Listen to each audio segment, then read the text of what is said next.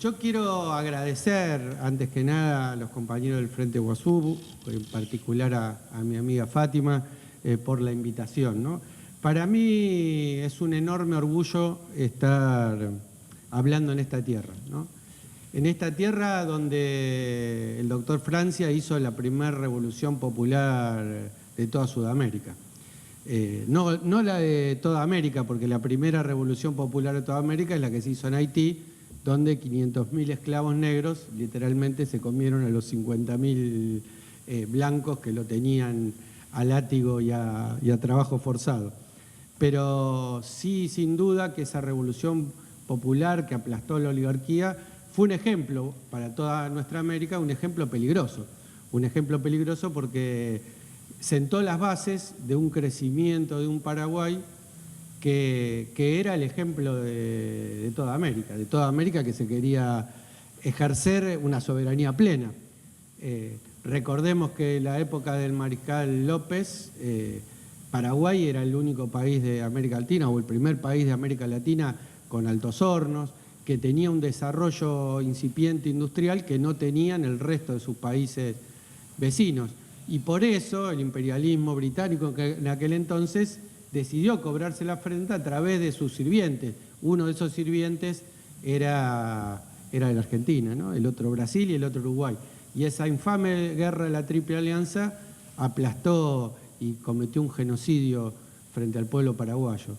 Y es una deuda que nosotros sentimos que siempre tenemos con el pueblo paraguayo. De alguna manera nos sentimos reivindicados cuando Perón le devolvió las banderas que le habían injustamente secuestrado en esa guerra infame y que por eso le otorgaron el grado de general del ejército paraguayo. Alguna vez un dictador que se llamaba Lanús se lo quiso correr a Perón, que no le iban a dar lo que le correspondía el grado de general del ejército argentino, y dice: yo tengo algo que me da mucho más orgullo que ser general del ejército argentino, es haber sido reconocido como general del ejército paraguayo.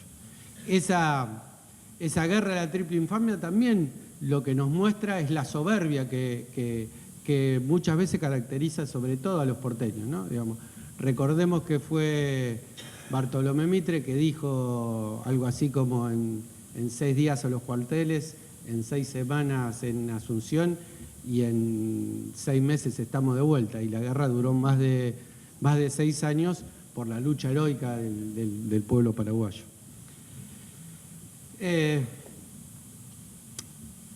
La exposición o el planteo del panel tenía 3 ejes, ¿no? El primer eje es la política internacional.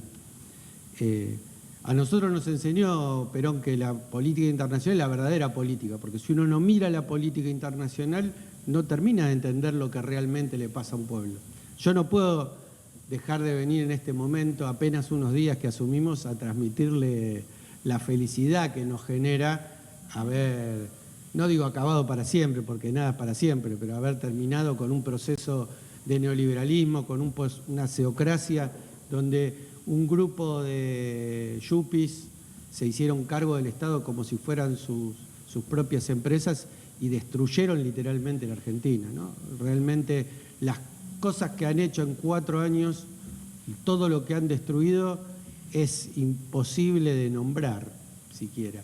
Ahora, esa enorme alegría que uno quiere transmitir a sus hermanos, a sus compañeros, a aquellos que también están en la misma lucha, no puede ser sino atendiendo a lo que pasa en particular en ese mundo complejo que de alguna manera Martín nos describía, y también en particular a una Latinoamérica cada vez más compleja y cada vez más difícil, y que uno podría pensar en un proceso de retroceso, ¿no? Digamos, uno no puede transmitir esa alegría porque, como dice Discépolo en el tango, no puede querer sin presentir, ¿no? Digamos, este conocimiento de que las cosas nos pasan a todos al mismo tiempo es lo que nos hace pensar que lo que está pasando es para tener cuidado. Sobre todo me refiero al brutal golpe de Estado de Bolivia, brutal, racista, clasista, golpe de Estado que se produjo en la hermana República de Bolivia. Me parece que esto es una cosa que nos tiene que hacer pensar, reflexionar colectivamente, pensar desde dónde nos paramos frente a este tipo de cosas que, como decíamos hoy en una de las charlas, también tuvo su episodio en Paraguay con la destitución del presidente Lugo, y tuvo otros episodios como la destitución de Dilma y la cárcel de Lula y lo de Zelaya y la guerra y el bloqueo que le están haciendo a Venezuela. Digo, está claro que el imperialismo está poniendo la cola por estos lados y está pensando en eso que siempre lo pensó desde el Caribe, esta idea de su patio trasero, pero cada tanto tiran la medianera y la expanden también hacia bastante más al sur y nos meten a todos adentro de esa lógica subordinante, y me parece que eso es una cosa que tenemos que tener en cuenta. También podemos hacerle otro enfoque, ¿no? Digamos, pensar que Bolivia fue lo último de lo viejo y lo último de esa acción extrema del imperialismo, porque hace falta recurrir a un golpe de Estado clásico cuando no se tiene el recurso de ganar democráticamente, ¿no? Digamos, siempre es más fácil el dominio mediante un control sin el uso de la fuerza, en esto que decía de Sun Tzu, que citaba al principio de su exposición el compañero, que tener que ejercer el uso de la fuerza. Y pensar que lo que nos está pasando en la Argentina es lo primero de lo que va a venir para nuestra América. Yo quiero pensar ahí, quizás en una sobredosis de optimismo, pero no puedo dejar de compartir la alegría que a mí me da que el peronismo haya vuelto a gobernar en la Argentina.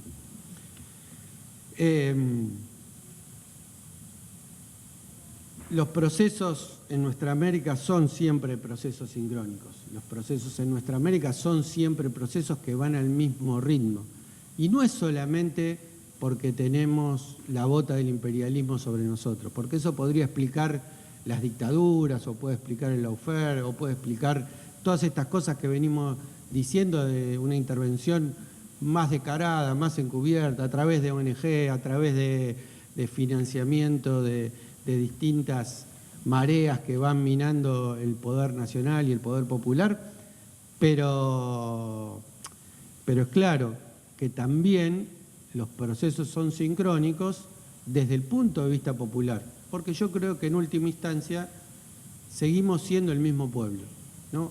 Pese a los más de 200 años en que hemos hecho un tránsito de historias diferentes, seguimos siendo el mismo pueblo, el pueblo que en común se liberó, ¿no?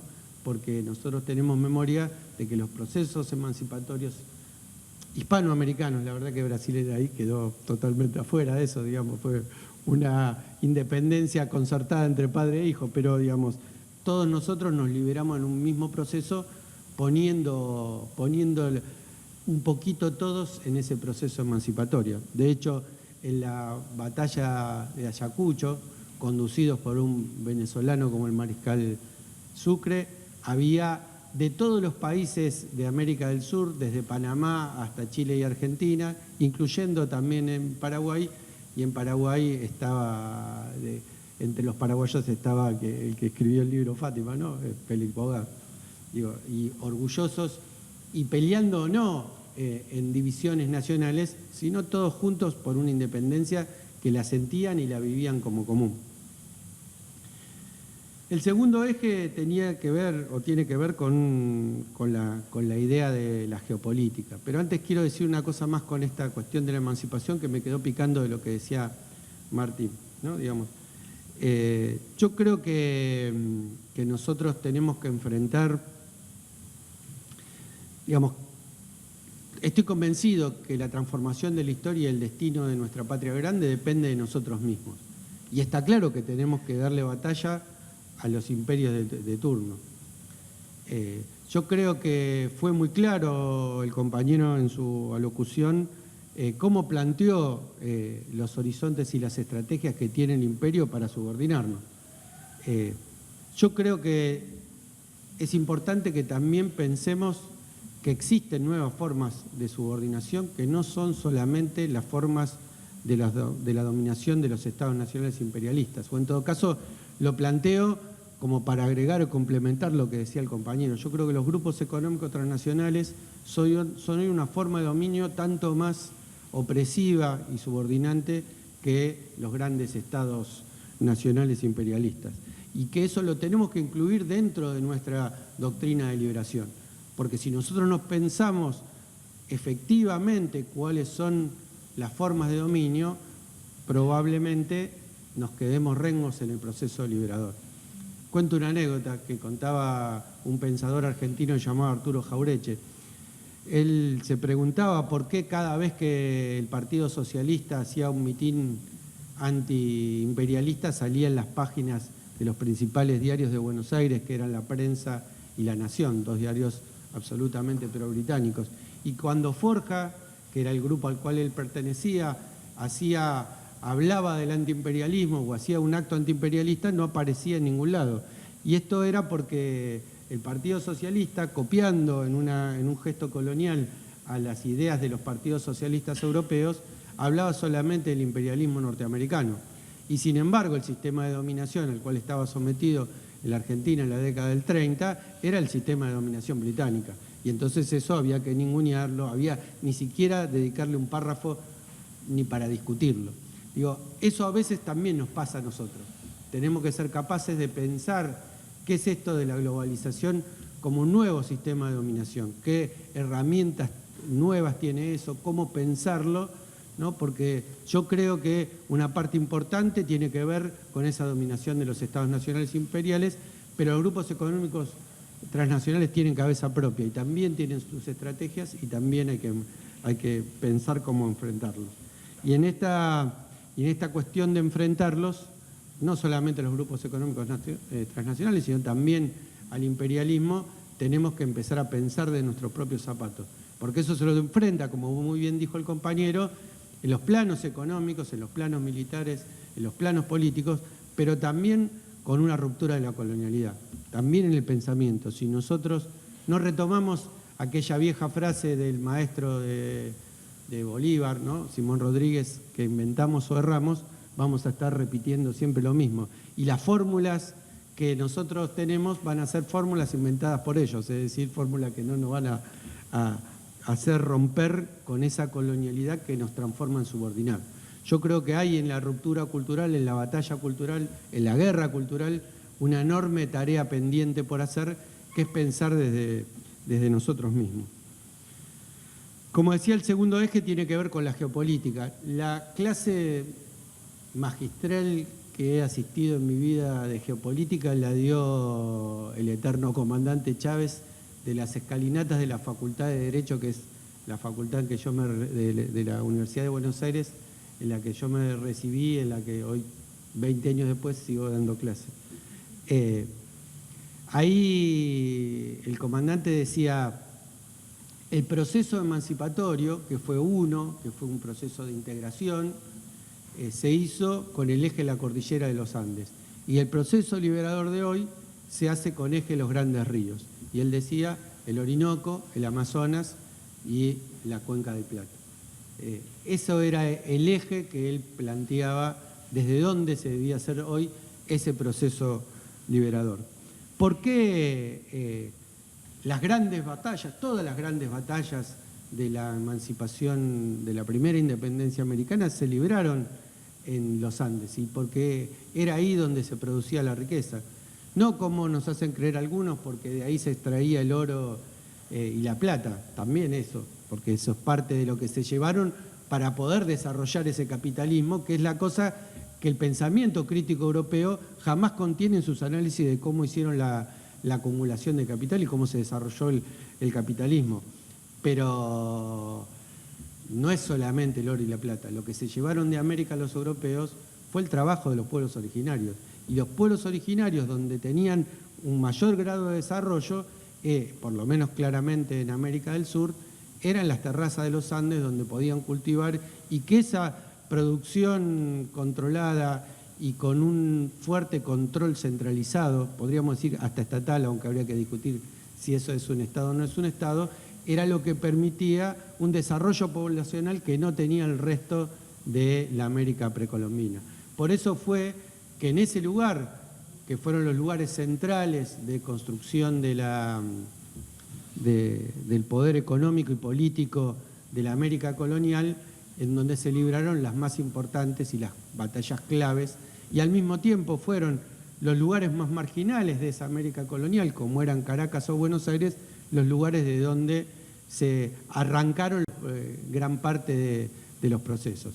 A veces arrancaron, y me hago cargo en el caso de los porteños, con la prepotencia de tratar con la misma vehemencia a las resistencias reaccionarias que a las resistencias de los pueblos contra la prepotencia de los porteños, ¿no? Digamos, trataban de la misma manera a unas que a otras. Por eso, no sé si será cierta la anécdota que decían que el doctor Francia decía que tenía 2 pistolas, una para Fernando VII y otra para los porteños, digamos.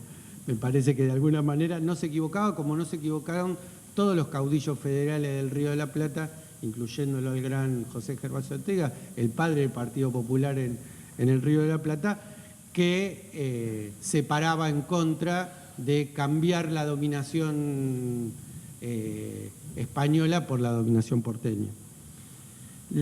Yo creo que es muy importante reconstruir esta cuestión histórica. No es casualidad que Mitre, que fue el tipo que destruyó el Paraguay incipiente, que podía ser un ejemplo para toda América, fue el tipo que construyó la historia oficial argentina y la construyó con una matriz porteñocéntrica, con una matriz oligárquica, con una matriz patriarcal, con la matriz, porque la discusión de la historia no es nada más que, como diría un facho conocido en la Argentina, la jactancia de los intelectuales, sino que es cómo se construye el ciudadano de hoy. Recoger determinados aspectos de la historia es lo que nos permite pensar qué proyecto nacional, qué proyecto popular tenemos. Por eso es que para mí es muy importante recoger esa unidad con que se hizo el proceso emancipatorio, y recogerla también como pensando en el hoy, ¿no? Pensando en el hoy, en esa idea que nos planteaba desde las escalinatas de la Facultad de Derecho de la UBA el comandante Chávez, pensando en los ríos, pensando desde acá parados arriba del acuífero de Bananí y en los recursos naturales que van a ser las grandes peleas que se vienen, ¿no? Digamos, sin duda que uno no puede reducir, como bien decía el compañero, el golpe de Estado en Bolivia al litio, pero algo tuvo que ver, sin duda que es así. Está claro que ese proceso de liberación es un enfrentamiento y hay que pensarlo en términos de guerra, pero está claro que no se soluciona con voluntarismo, que tenemos que poner mucho más que voluntarismo y tenemos que poner nuestras manos, nuestra cabeza y nuestro corazón en esa pelea. El tercer eje es la cuestión de la democracia, ¿no? Yo acá tengo más preguntas que certezas sobre la cuestión democrática, sobre todo con lo que a muchos de nosotros nos asusta y nos preocupa, sobre todo aquellos que vivimos por lo menos un tramo de nuestras vidas en dictadura. Yo viví toda mi adolescencia durante la dictadura genocida de la Argentina, la última dictadura de la Argentina, la de Videla, Viola, Galtieri y Viñone. Y uno sabe que la democracia es un valor en sí mismo, aún la democracia liberal burguesa, la democracia degradada, la democracia delegativa, aún esa democracia es un valor, porque esa democracia también te permite triunfos, ¿no? Si no fuera por esa democracia, Chávez no hubiese podido llegar en Venezuela, ni Néstor Kirchner hubiese podido llegar en la Argentina, ni Lugo hubiese podido llegar acá, ni Evo hubiese sido el presidente de Bolivia. Sin duda que para todos nosotros, por lo menos creo que en eso vamos a coincidir, con esa democracia no alcanza, ¿no? Que tenemos que defender esa democracia tal como es, pero también tenemos que preguntarnos, y a esta altura, en el caso de la Argentina, con más de 30 años de democracia encima, tenemos que preguntarnos algunas cosas sobre esa democracia. Podemos decir que es una democracia, un modelo donde hay 40% de los argentinos abajo del nivel de pobreza, y que si uno lo toma en los menores de 17 años, eso se eleva al 60% de los chicos. ¿Eso es una democracia? ¿Podemos decir que es una democracia donde un gobierno se instala por una diferencia de menos del 2% y destruye todos los derechos conquistados durante 12 años de gobierno popular? ¿Eso es una democracia? ¿Qué es esto de que los mercados votan todos los días y nosotros solamente podemos decidir, como si se jugara en el azar de una ruleta, una vez cada 4 años y tenemos que resignarnos tristemente a ver cómo destruyen todas las cosas que venimos construyendo? Alguna vez el peronismo en sus 20 verdades decía que la democracia es el gobierno que hace lo que el pueblo quiere. Con lo cual a mí en esas cosas me generan un montón de preguntas más. Digo, ¿qué es lo que el pueblo quiere? ¿Qué significa pueblo? Digo, esta categoría tan bastardeada en las ciencias sociales e incluso desde la política a veces se la toma como una categoría menor, o desde el liberalismo que se la toma como una manera para referirse a cualquier cosa. Viene a mi memoria la frase de uno de los grandes pensadores reaccionarios del siglo XIX de la Argentina, Domingo Faustino Sarmiento, que cuando llegó a la Cámara de Diputados dijo: pueblo somos nosotros, acá está la gente decente, acá no hay negros, no hay indios y no hay gauchos. Digo, esa es la mirada que algunos tienen de lo que es el pueblo, pero digo, nosotros tenemos que resignificar esa categoría tan cara a los latinoamericanos, tanto que tiene que ver con nuestra propia matriz de pensamiento. Digo, ¿qué es esa cuestión de pueblo? Que yo creo que para poder definir democracia tenemos que definir eso. No toda movilización, no toda multitud implica lo popular. Vemos cómo la derecha en los distintos lugares se está consolidando con cierta capacidad de movilización, ¿no? ¿Quién puede negar que en Venezuela, cada vez menos, gracias a Dios, ¿no?, pero que la derecha ha tenido una cierta capacidad de movilización? ¿Quién puede negar que parte de los hechos preparatorios del golpe contra Evo fueron hechos en base a movilización? Digo, ¿quién puede negar que en la Argentina también, ¿no? Digamos, si bien nosotros nos jactamos que no pudieron terminar de llenar la plaza y nosotros la desbordamos por todas las avenidas que quedan alrededor, es claro que la derecha se va con el 40% de los votos y con una capacidad de movilización, porque también es posible constituir multitudes de odio. Y el odio nunca hay que menospreciarlo como herramienta de construcción política. Yo voy a dejar algunas de estas preguntas y en todo caso ensayar algunas respuestas sobre la cuestión democrática para mañana, que vamos a hacer la presentación del libro Democracia Plebeya, tirando solamente el título, ¿no? Digamos, a mí me hizo falta para pensar la democracia ponerle un adjetivo, ¿no? Porque decir democracia nada más no me alcanzaba.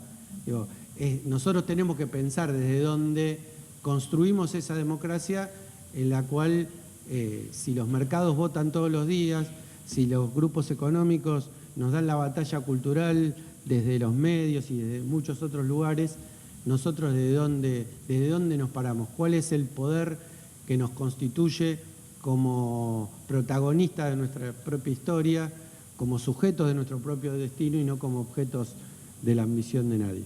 Muchas gracias.